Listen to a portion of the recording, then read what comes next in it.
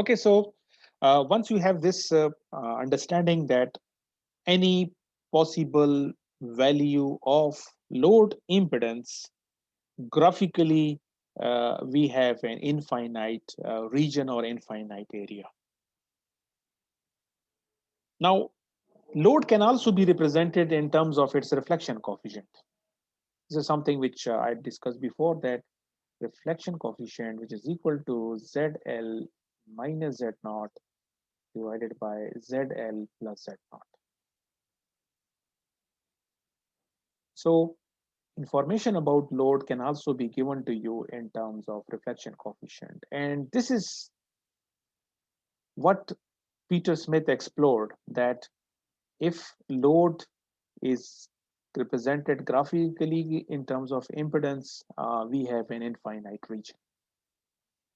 But if the same load can be represented in terms of its reflection coefficient, then we know that the region in which the possible values of reflection coefficient can lie is a finite region. If you remember in my previous session, I mentioned that all possible values of reflection coefficient will lie within the unit circle. So now the region in which reflection coefficient will lie, it is a finite region. So from infinite region, we can map into a finite region. So this is one important point that you can get from this discussion, that it is more convenient for us to represent or to specify load in terms of its reflection coefficient, because if information is given to you, so now what I'm going to write is, if load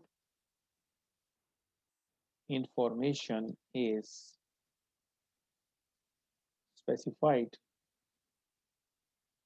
in terms of its reflection coefficient, then all possible values will lie in a finite region, that is unit circle. This is something which I discussed in previous session. Okay.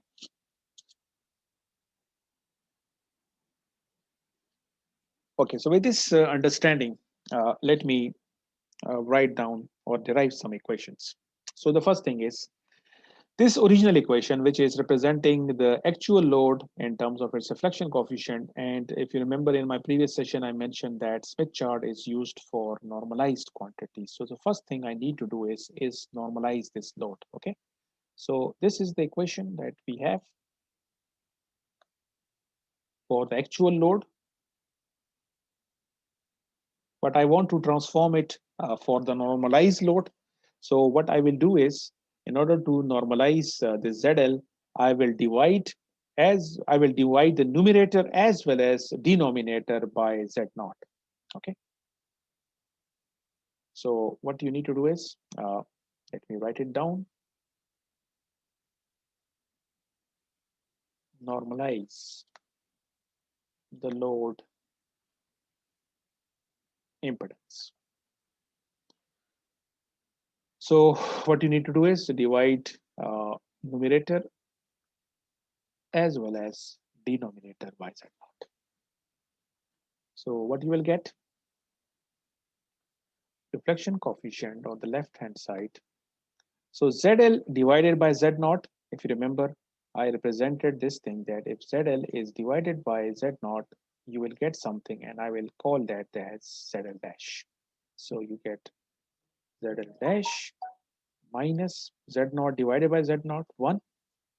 And in the denominator, you get ZL dash plus 1. Okay. So from this equation, you get this thing, which is now in terms of normalized load impedance. So let me write it over here as well. What is ZL dash? It is normalized load impedance.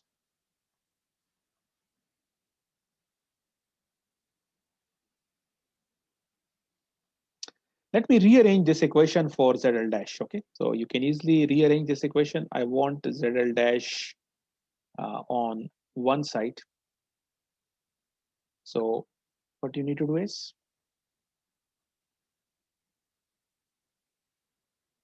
rearranging it for ZL dash. We get, so ZL dash is equal to 1 plus reflection coefficient divided by 1 minus reflection coefficient. So from this equation, gamma equal to ZL minus dash divided by ZL plus Z dash. If you rearrange it for ZL dash, you will get this thing.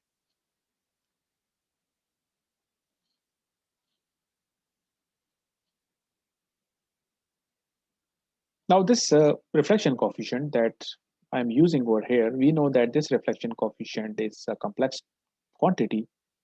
It has a magnitude, it has a phase, or if you want to represent it in terms of a rectangular form, you will say it has some real part represented by gamma r, and it has some imaginary part represented by gamma I. So let me use this form, that is a rectangular form, in terms of its real and imaginary part. So this is the real part of reflection coefficient, and this is the imaginary part of reflection coefficient. Now, generally, this ZL dash, of course, I'm assuming that this ZL is some kind of a complex load, so it has real and imaginary part. So when I divide it by this Z naught is a real number.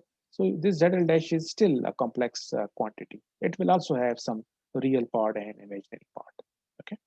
So on the left hand side, I can say that this ZL dash, it has some real part. Let's call it small r, RL dash, and it has some imaginary part. Let's call it small xl dash, equal to 1 plus, and let me use this form. So this gamma is equal to gamma r plus j gamma I divided by 1 minus gamma r minus j gamma I.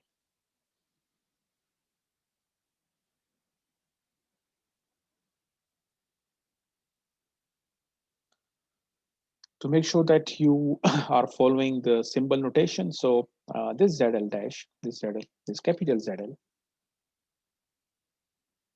is a complex load, so it has real part capital R L. It has imaginary part represented by capital XL.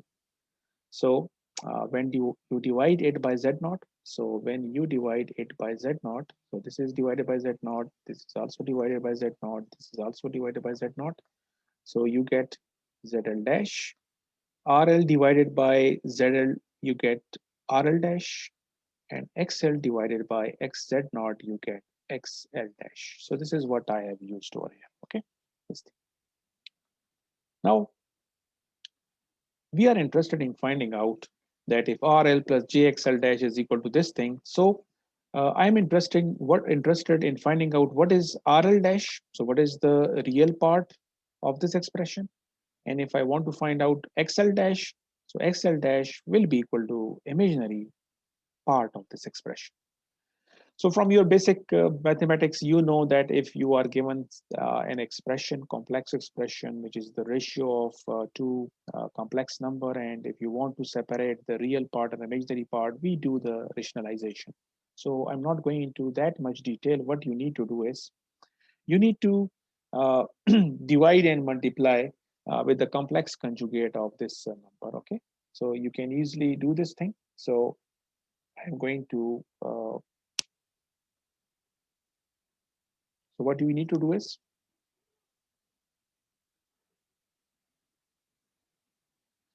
so multiply it by 1 minus gamma r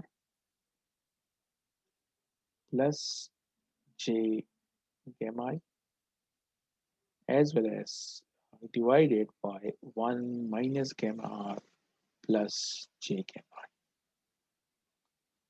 What I've done is I have taken the complex conjugate of this denominator and then multiply it and divide it. Okay. So this process will help us to separate the real imaginary part. So I'm not going into this detail because this is just a straightforward manner. It has nothing to do with the concepts of microwave engineering. This is pure mathematics, and you people can easily do that. All you need to do is to multiply, divide it, and you will be able to split the real imaginary part. So what I'm going to do is,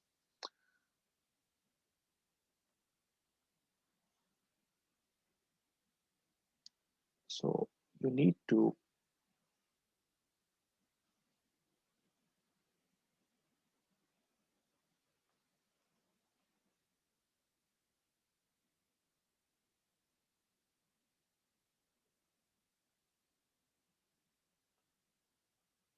get the real and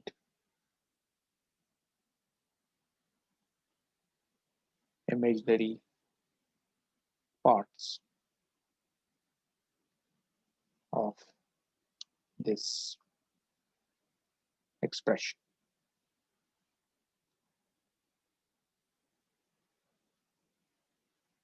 So whatever the real part you get from this, whatever real part you will get, that must be equal to RL dash, and whatever imaginary part you get, that must be equal to XL dash. Okay, so I'm going to equate real part of this expression to RL dash and imaginary part to XL dash. So you will get that RL dash, the real part, is equal to 1 minus gamma R square minus gamma I square divided by 1 minus gamma R whole square plus gamma I square. And the imaginary part, XL dash, it will be equal to 2 times gamma I divided by 1 minus gamma R whole square plus gamma I square. So this is the real part that you will get after solving this. So I have calculated the real part, which was this thing, and I'll equate it to the real part on the left hand side, RL dash, and this is the imaginary part that you will get after solving this, and the imaginary part has to be equal to the imaginary part on the left hand side, which is XL dash. Now, by looking at these two equations, so it is not possible for us to find out that what type of equations are these, but we can easily rearrange them. So these equations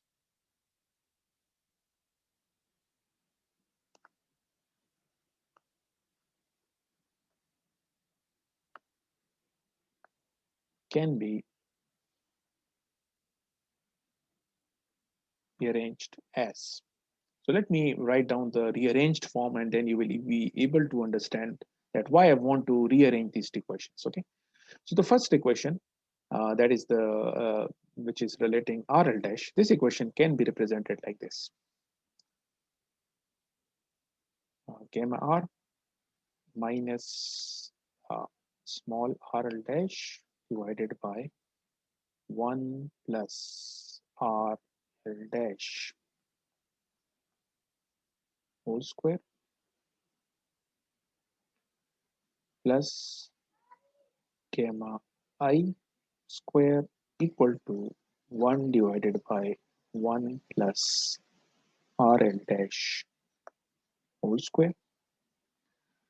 And the second equation can be written as gamma R minus 1 whole square plus gamma I minus 1 over XL dash whole square equal to 1 over XL whole square. Let me call this equation A and this equation as B.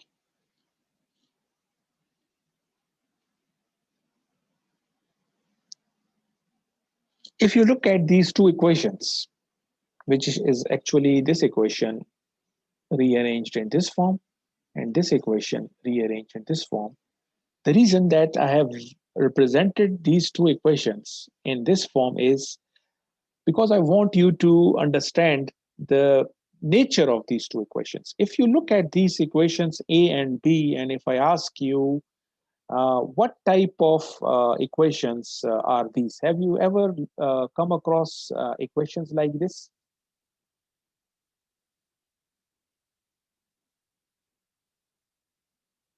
Anyone? Yes, a circle equation. Yes, these are circle equations. So what is, if I generally represent, if I want to represent in a general manner equation of circle, equation of circle in xy plane. So there is a circle in xy plane, and I want to represent it in an analytical form. So this is the equation that you might have studied in basic maths courses. So x minus a whole square plus y minus b whole square equal to r square. So this is the general equation of circle that we are used to it. Okay. In this representation uh, of circle, what is A, B, and what is R? A और B क्या चीज represent कर रहा होगा जी, और R क्या चीज? A B centre Yes, points है yes. और So R radius. Radius, yes. So जो A और B है ये इसका सेंटर शो कर रहा होगा कि एक्स वाई प्लेन में ये इस सर्कल का सेंटर कहाँ पे, और जो R है वो इसका रेडियस रिप्रेजेंट कर. So in XY plane, in XY plane, depending upon कि अगर हम कहें कि लेट्स से कि इस इक्वेशन सर्कल का सेंटर 0 0 पे है, so this is going to be the centre. हम यहाँ से सेंटर कंसीडर करेंगे और फिर with help of a compass I can draw a circle. So ये इसका रेडियस हो जाएगा और ये इसका सेंटर हो जाएगा. But of course in X Y plane circle में भी समवेयर ओवर हियर है इस वक्त. तो इस वक्त इसका सेंटर ये है, तो इसका सेंटर होगा ए कॉमा बी, डिपेंड करता है, और ये इसका are. Now, if you come back to the two equations, equation A and B, so as someone has correctly pointed out कि ये भी सर्कल की equations. डिफरेंस क्या है कि इसमें हमारे पास जो प्लेन है, जिस प्लेन में हमने सर्कल बनाने हैं, वो कौन सा प्लेन है? वो आपके पास गैमा प्लेन है. यू कैन सी यहाँ पे आपको गैमा आर नजर आ रहा है, यहाँ आपको गैमा आई नजर आ रहा है. सो नाउ अगर हमारे पास प्लेन हो, कौन सा प्लेन? Gamma plane. और गैमा प्लेन में ये रियल एक्सिस है और ये इमेजिनरी एक्सिस है. जिस तरह एक्स वाई प्लेन में ये एक्स एक्सिस है और ये आपके पास वाई एक्सिस है. सो इन गैमा प्लेन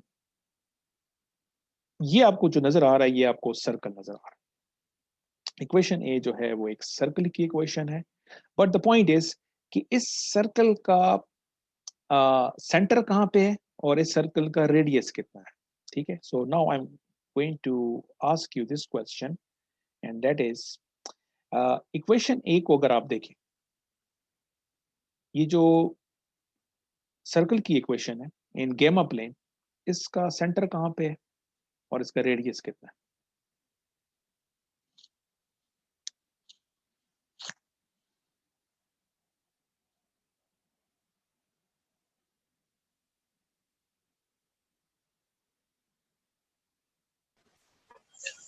सर ये एक्स एक्सिस पे gamma L by 1 plus gamma L पे होगा. Equation A which is representing circle, and I am asking इसका सेंटर कहाँ पे है? आप क्या कह रहे हैं? Sir centre gamma R gamma real axis के ऊपर होगा, और उसका वो जो ओरिजिन से gamma L by 1 plus gamma L से गामा एल दूर होगा. नहीं, मैं सिंपली इसका आंसर अगर आप कहें कि मैं इसको यहाँ पे लिख लेता हूँ कि क्या करते हैं इसको. What I'm asking is equation A represent, तो मैं कह देता हूँ फैमिली ऑफ सर्कल्स कहता हूँ, क्योंकि ये एक सर्कल नहीं है बल्कि बहुत सारे सर्कल्स बन सकते हैं. डिपेंड करता है कि हम सेंटर कहाँ पे ले रहे हैं ऑलरेडी इसका. So equation A represent a family of circles. But the main point एक before proceeding further एक और important चीज है. ये जो equation A है इसमें जो सर्कल हमारे पास बनेंगे वो किस पे डिपेंड कर रहे हैं? RL डैश पे डिपेंड कर रहे हैं. ठीक है. RL डैश क्या चीज था? If you go back, RL dash is the real part of the impedance. और इसको आप resistive part भी कह सकते हैं. So based on that, मैं कहूंगा कि जो equation A है, it is representing a family of resistive circles. ठीक है, क्योंकि जो सर्कल्स हैं इनका जो किस किस्म का सर्कल बनेगा वो रेजिस्टेंस के ऊपर डिपेंड कर रहा है, तो इन सर्कल्स को हम रेजिस्टिव सर्कल्स कहेंगे. सो द पॉइंट इज, जो मैं पूछना चाह रहा था कि ये जो सर्कल्स हैं इनका सेंटर कहाँ पे होगा और इनका रेडियस कहाँ पे होगा? सर सेंटर तो 0.5 और 0 पे होगा सर. 0.5 और 0 पे होगा. ये किस बेस पे आप कह रहे हैं? सर और एल को अगर हम 1 सपोज कर लें. नहीं ना, सपोज तो नहीं कर रहा ना. इस वक्त तो मैंने कहीं भी कोई सपोजिशन नहीं की, मैंने कहीं भी मेंशन नहीं किया कि आर एल की कितनी वैल्यू है, एक्स एल की कितनी वैल्यू है. मैंने ये भी नहीं बताया कि जेड नॉट कितना है. मैं तो इस वक्त जनरलाइज फॉर्म में सब कुछ सॉल्व कर रहा हूँ. तो आप इस वक्त कुछ सपोजिशन नहीं कर सकते. आपने मुझे जनरल फॉर्म में बताना है कि सेंटर कहाँ होगा. जिस तरह इस केस में आप, जब मैं लिख रहा था कि ये जनरल इक्वेशन है, तो क्या मैंने बताया कि ए कितना है, बी कितना है? मैंने तो कहा कि ये इसका सेंटर है और ये इसका रेडियस है, इररिस्पेक्टिव के आर कितना है, इररिस्पेक्टिव ए कितना है, इररिस्पेक्टिव के बी कितना है. तो बेस्ड ऑन दैट आप क्या कहेंगे कि इक्वेशन ए का सेंटर कहाँ पे है? रियल R एक्सिस पे. axis पे. Real axis. No, let me write it down. You will say इसका सेंटर है किस जगह पे? R L dash divided by 1 plus RL dash comma 0. ये इसका सेंटर पॉइंट होगा और इसका रेडियस कितना है? 1 divided by 1 plus RL. 1 divided by 1 plus RL dash से जो भी वैल्यू आएगी वो इसका रेडियस हो जाएगा. सो ये जो रेजिस्टिव सर्कल्स हमारे पास बनेंगे इस गैमा प्लेन में, इनका सेंटर जो होगा, जो ए की वैल्यू है, जो कि ऑफ कोर्स अगर हम एक्स वाई प्लेन के साथ रिलेट करें, ए का ताल्लुक एक्स एक्स के साथ है, वाई का ताल्लुक बी के साथ है.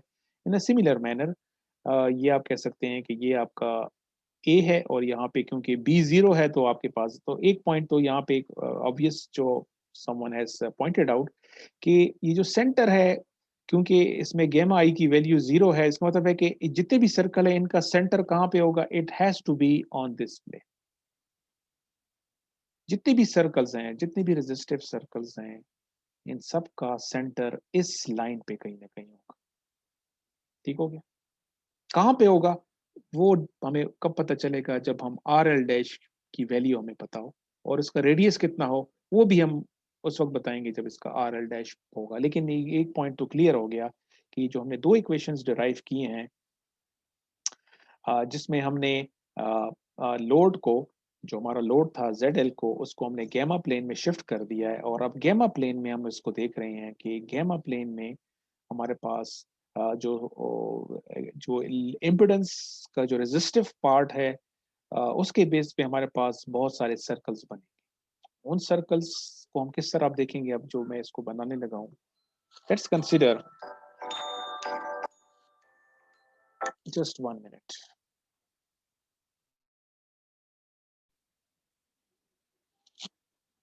Okay, so I was talking about equation A, and I have now specified that equation A is going to represent a circle, and we will end up with a number of circles. That is why I'm calling them family of circles. And because they are circles, what will be the center of that circle and what will be the radius of that circle, because it is dependent on the resistive part of the impedance. So that is why we are going to call them as resistive circles. Okay, so now let me draw one or two circles and that will help you to understand the some of the circles which I draw at the start of today's lecture. So let's consider that as an example, we are given information that the real part, that is RL dash, is equal to let's say 1. So there is some load, and after normalizing it, we found that the real the part of that is equal to 1. That is the normalized part is 1. So based on that, अगर हम इसको अब देखें कि इस value के लिए जो हमारे पास जनरल इक्वेशन ए है, इसमें अगर हम पुट करें, सो पहले तो सेंटर की बात करते हैं. इसका सेंटर कहाँ पे आ जाएगा? So R L dash is 1 divided by 1 plus 1, so 1 plus 1 is 2, so 1 divided by 2 is 0.5. तो इसका इस पर्टिकुलर सर्कल का जो सेंटर है वो कहाँ पे होगा? 0.5, 0. सो लेट्स से कि ये आपके पास सेंटर, ये हमारा ओरिजिन है. सो लेट्स अज्यूम कि ये हमारे पास 0.5 है. So I will be somewhere over here, so 0.5, 0. So this is going to be the center of our circle. और इसका रेडियस कितना होगा? सो रेडियस के लिए क्या करेंगे? 1 divided by 1 plus are L dash. तो ऑफ कोर्स ये भी आपके पास 0.5 आ जाएगा. तो इस सर्कल का रेडियस भी 0.5. ठीक है. सो सेंटर हमने फाइंड कर लिया, 0.5, 0 हो गया, और जो रेडियस है वो हमारे पास हो गया 0.5 फॉर दिस एग्जांपल. ठीक है. So what you need to do is कि यहाँ पे आप इसको लेट्स से कि वी हैव अ कंपास, यहाँ पे मैं इसको सेंटर यहाँ रखूंगा, और ये भी 0.5 है, और लेट्स से कि ये भी 0.5 है. तो मैं इस तरह का एक सर्कल बना दूंगा.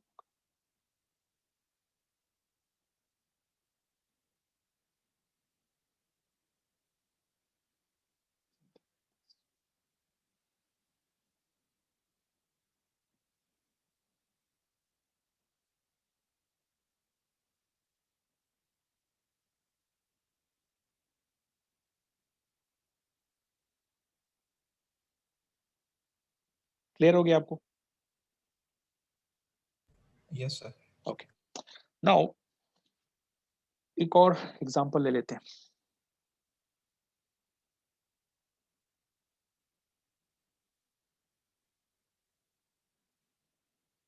एक एक्सट्रीम एग्जांपल ले लेते हैं. एक्सट्रीम एग्जांपल इस सेंस में कि मैं इसको कह देता हूं कि अगर हमारे पास सिचुएशन ये हो कि अगर आर एल डैश की वैल्यू 0, आर एल डैश की वैल्यू 0. ठीक है. ये एक और एग्जांपल मैं ले रहा हूं. इस केस में क्या होगा? सेंटर कहाँ पे होगा?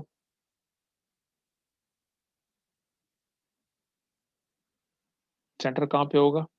0, 0. और Yes, sir. रेडियस कितना होगा? रेडियस कितना होगा? रेडियस होगा 1. 1 होगा. ठीक हो गया.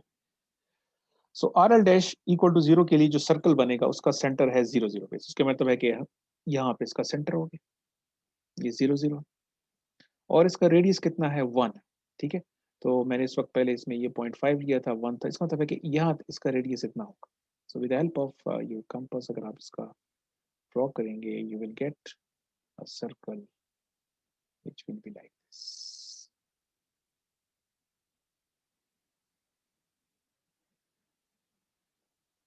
Again, I haven't drawn it correctly. मैं इसको कोशिश करता हूँ कि मैं थोड़ा सा इसको क्लियर कर लूँ ताकि यहाँ पे 0.5 है और यहाँ तक to move somewhere. So इस तरह का सर्कल होना चाहिए.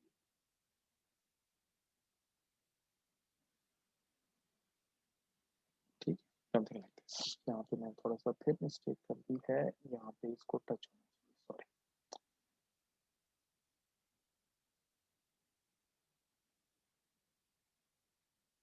Something like this. Okay. Now, this is something which you can try yourself. मैंने दो एग्जांपल्स ले लिए हैं. The point जो आपको नजर आएगा वो ये होगा. मैं इसको जनरलाइज करने लगा हूँ. So what has happened is कि आर एल डैश की वैल्यू जब 1 थी तो मेरे पास ये वाला सर्कल था. तो मैं इस सर्कल को अब एक इसको यहाँ पे जस्ट टू क्लेरिफाई कि ये सर्कल मैंने कौन सी वैल्यू के लिए बनाया है, जिसमें मैंने आर एल डैश की वैल्यू 1 सपोज की थी. और ये जो बड़ा सर्कल मैंने इस वक्त बनाया है, ये मैंने कौन सी वैल्यू के लिए लिया है, जब मैंने अज्यूम किया कि आर एल डैश की वैल्यू अगर 0 हो तो ये होगा। सो ये जो एक ट्रेंड आपको नजर आएगा, जिसको आप फर्दर खुद भी देख लेंगे, और एक्चुअल स्मिथ चार्ट जो पहले मैंने बनाया था वो भी देख लेंगे, कि जब आर एल डैश की वैल्यू कम हो गई, 1 से 0 हो गई, तो सर्कल का जो रेडियस है वो बड़ा हो गया। कोर्स ये छोटा सर्कल है, ये बड़ा सर्कल है, रेडियस बढ़ गया। आर एल डैश की वैल्यू कम हो गई, रेजिस्टिव पार्ट कम हो गया, तो सर्कल का रेडियस बड़ा हो गया। और दूसरा, सर्कल का जो सेंटर है, छोटे सर्कल का सेंटर यहाँ पे था, और जो बड़ा सर्कल है उसका सेंटर जो है यहाँ पे। तो यू विल फाइंड आउट कि जब आर एल डैश की वैल्यू कम होगी, आर एल डैश की वैल्यू जब कम होगी, इसका सेंटर लेफ्ट की तरफ शिफ्ट करेगा। और जब आर एल की, ये तो एक वैल्यू है, मे बी फिर आप प्रैक्टिस कर लें, आप आर एल डैश की वैल्यू 2 भी ले सकते हैं, 5 भी ले सकते हैं, इन्फिनिटी भी ले सकते हैं, इन्फिनिटी तक हम जा सकते हैं। जब आप आर एल डैश की वैल्यू बढ़ाएंगे तो यू विल फाइंड आउट कि इसका सर्कल, इसका रेडियस और भी कम हो जाएगा, और इसका जो सेंटर है वो राइट की तरफ शिफ्ट होगा। तो अगर R L dash equal to 1 का सेंटर ये है, तो अगर आप R L dash equal to 2 लेंगे तो उसका सेंटर यहाँ पे कहीं होगा, उसका सेंटर भी मूव करेगा इस साइड पे, और उसका रेडियस भी कम होगा। तो अगर अब आप क्या करें, मैं एग्जांपल के तौर पर तुम्हें ले लिया, आप ट्राई करें कि आर एल डैश की वैल्यू, लेट से मैंने तो दो एक्सट्रीम वैल्यू ली है, 0 लिया था, आप क्या फिर करें कि 0.2 ले लें, फिर आप 0.5 ले लें, फिर आप कुछ वैल्यूज जो हैं 2 से ज्यादा भी ले लें। यू विल फाइंड आउट कि आपके पास इस तरह के सर्कल्स बन जाएंगे। मैं इसको बना लेता हूँ, and then I will come to the main point, जो शुरू में आज के लेक्चर के स्टार्ट में जब मैंने आपको कहा था कि स्मिथ चार्ट इस तरह का स्मिथ चार्ट होता है, उसमें मैंने कुछ रेड सर्कल्स बनाए थे, और मैंने भी एक क्वेश्चन भी पूछा था कि what these red and blue circles are representing, और ब्लू लाइंस आर रिप्रेजेंटिंग। तो अब आपको जो स्मिथ चार्ट के ऊपर ये जो इस तरह के सर्कल्स नजर आ रहे हैं, नाउ यू नो कि ये सर्कल्स कौन सी इक्वेशन से बने हैं।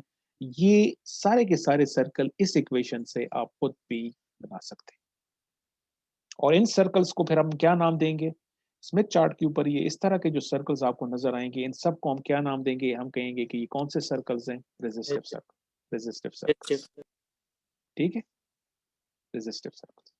और जो भी सर्कल होगा, ये किसी खास, जिस तरह मैंने एग्जांपल के तौर पर तो सिर्फ 2 ही सर्कल लिए, इस वक्त जो आपको नजर आ रहा है कि मैंने ये वाला सर्कल और ये वाला सर्कल आपके सामने बना दिए, तो अब आप कह सकते हैं कि ये वाला सर्कल आर एल डैश 0 के लिए है, और ये वाला जो सर्कल है ये R L dash equal to 1 से। ठीक है, तो आप कह सकते हैं कि ये जो R L dash equal to 1 है, ये सर्कल वो सर्कल है जो कि स्मिथ चार्ट के सेंटर से पास हो रहा है। ठीक है, ये स्मिथ चार्ट का सेंटर है। ठीक हो गया, तो R L dash equal to 1 वाला जो सर्कल है वो बिल्कुल इसके सेंटर से पास कर, और ये छोटे सर्कल हैं, ये R L dash equal to 1 से ज्यादा की तरफ जाएंगे। और आप अगर चेक कर लें, आप इसको, ये जो यहाँ पे ऑफ कोर्स मैंने जो कहा था कि एक्सट्रीम हम कहाँ तक जा सकते हैं, आर एल डैश को मिनिमम वैल्यू तो 0 हो सकती है, मैक्सिमम वैल्यू कहाँ क्या हो सकती है, इन्फिनिटी हो सकती है, रेजिस्टेंस 0 से इन्फिनिटी तक जा सकती है। R L dash equal to जब इन्फिनिटी आप करेंगे, तो अगर आप चेक कर लें, आपके पास इसका जो सेंटर है यहाँ पे इन्फिनिटी डिवाइडेड बाई इन्फिनिटी, इसको अगर आप सॉल्व करें 0 हो जाएगा, तो इसका आपके पास सेंटर आपके पास 0 तरफ चला जाएगा, सॉरी 1 की तरफ चला जाएगा, ये इसका सेंटर हो जाएगा। मैं यहाँ पे इसका सेंटर कहाँ चला जाएगा, 1। ये कौन से केस के लिए मैं कह रहा हूँ, जब आर एल डैश कितना हो जाए, इन्फिनिटी हो जाए, सेंटर इसका ये हो जाएगा, और रेडियस कितना हो जाएगा, 1 divided by infinity is equal to 0। तो इसका सेंटर, इसका रेडियस 0 हो जाएगा, तो ये जो सर्कल है ये सिर्फ और सिर्फ पॉइंट होगा।